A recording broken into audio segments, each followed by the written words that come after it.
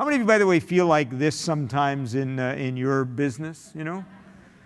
Someone told me today that being a leader today is a bit like being a fire hydrant in a room full of dogs.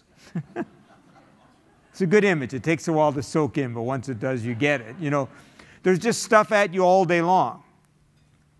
And as leaders, we know that one of our challenges is to inspire and engage others, and yet often our bucket feels, not as full as we'd like it to, and we've got to come in and put on the game face, if you will, to lead and engage others. And I'm going to talk about that today. And it's very important for you as a leader to remember that your business will never have a spirit or an engagement or a vitality any bigger than yours. Your business will never have a vitality and engagement or a spirit that is bigger than yours.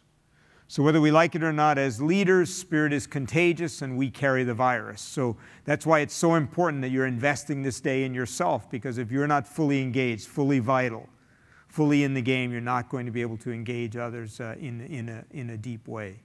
And you might think that a good place to think about this is, I want to begin with your personal role as a leader, because you're such important people. How many of you manage or lead people? Raise your hand.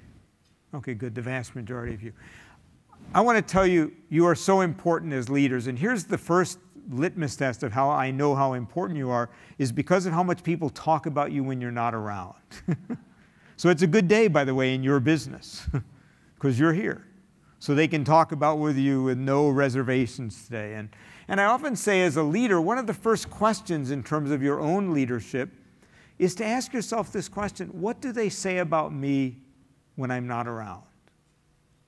What's the word on the street about me as a leader?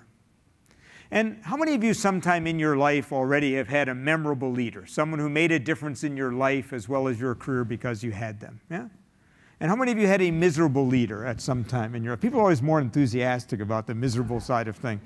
And one of the questions I like to ask you as a leader is, if right now your retirement party were happening at lunch today, so this was your last day as a leader, however young or old you are, and your retirement party was happening at lunch today, do you know for certain that you have lived the career of a memorable leader?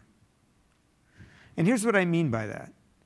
That people would come, even people who you managed perhaps years and years ago could literally come out of the woodwork to come back to your retirement party to say what a difference you had made in their life, how they were a better human being because they got to work for you, that you inspired them, challenged them, helped them grow, mentored them, that they knew how deeply you cared about them. And I think it's a great question. And most of us, by the way, are somewhere between these extremes. I doubt we have many miserable leaders in this room today, because miserable leaders don't tend to show up for these kind of things and pay money to be here.